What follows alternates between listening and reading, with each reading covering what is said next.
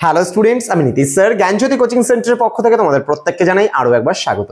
তো স্টুডেন্টস, আজকে আমি তোমাদের সঙ্গে আলোচনা করব এনইপি 4 ইয়ার আন্ডার গ্র্যাজুয়েট প্রোগ্রামের অধীনস্থ যে সমস্ত ছাত্রছাত্রীরা নর্থ বেঙ্গল ইউনিভার্সিটি আন্ডারে বিভিন্ন কলেজগুলোতে তোমরা পড়াশোনা করছো, হিস্ট্রি মেজর নিয়ে 5th সেমিস্টারে, তাদের জন্য আজকে মেজর পেপার 12 থেকে ইউনিট নাম্বার 4 এর আজকে 3 মার্কসের প্রশ্নগুলোকে নিয়ে আলোচনা করব, যেগুলো তোমাদের পরীক্ষার জন্য পড়তে হবে।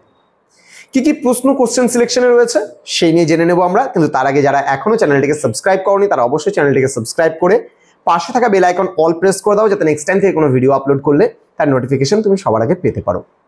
এছাড়া তোমরা যারা ভাবছো যে অনলাইনে আমাদের সঙ্গে যুক্ত হবে, নোটস নেবে, সাজেশনস নেবে, ক্লাস করবে, তারা অবশ্যই যোগাযোগ করবে আমাদের এই অফিসিয়াল নাম্বার 7076398606 এবং 6295916282 নম্বরে। তোমাদের টোটাল কোর্স ফি রয়েছে সামান্য মাত্র 1199 টাকার বিনিময়ে তোমরা পুরো কোর্সটা আমাদের কাছ থেকে করতে পারো।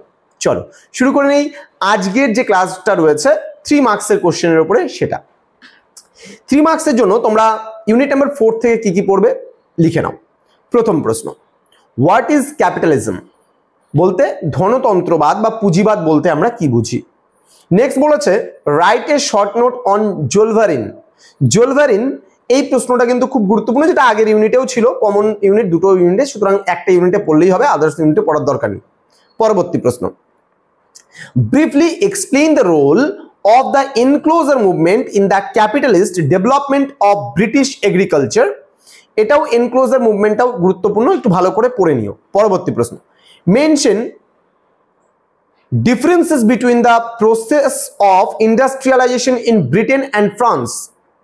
মানে ব্রিটেন এবং ফ্রান্সের যে শিল্পায়ন হয়েছিল সেই শিল্পায়নের কি পার্থক্য রয়েছে সেই নিয়ে একটা ছোট্ট টিকা টাইপের নোটস কিন্তু তোমাকে পড়তে হবে।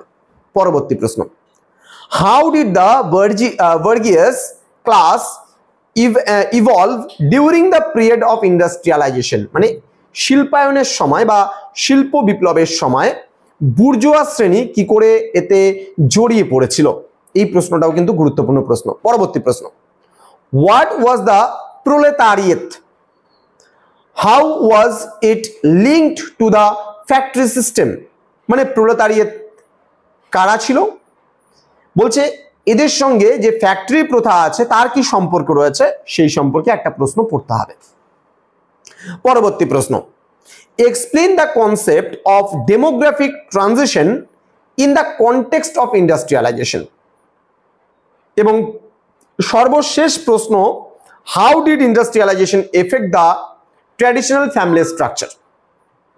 তো এই 8টা প্রশ্ন দিলাম, মোটামুটি তোমাদের দেখে যেতে হবে, কারণ এই মানে যে তোমাদের মেজর পেপার 12 আছে, এই মেজর পেপার 12 এর মধ্যে যদি সব থেকে কঠিন চ্যাপ্টার বা ইউনিট কোনোটা থাকে সেটা হলো 4 নাম্বার চ্যাপ্টারটা। খুব ভালো করে এটাকে একটু ফোকাস করে পড়ার প্রয়োজন আছে, কারণ যেটা ভীষণ টাফ সেটা কিন্তু একটু বেশি ভালো করে পড়তে হয়। তো স্টুডেন্টস, আশা করি তোমাদের প্রত্যেকের আজকের ক্লাসটি ভালো লেগেছে। অবশ্যই বন্ধুদের সঙ্গে শেয়ার করবে, যেন প্রত্যেকের কাছে আজকের এই ক্লাসটি পৌঁছে যেতে পারে, প্রত্যেকে উপকৃত হতে পারে আমাদের এই ক্লাসগুলো পেয়ে। আমরা তোমাদের পাশে ছিলাম, আছি এবং ভবিষ্যতেও থাকবো। দেখা হচ্ছে আরো একটা নতুন ভিডিও নিয়ে। তোমরা প্রত্যেকে ভালো থেকো, সুস্থ থেকো। Thank you so much, thanks for watching after all, thank you.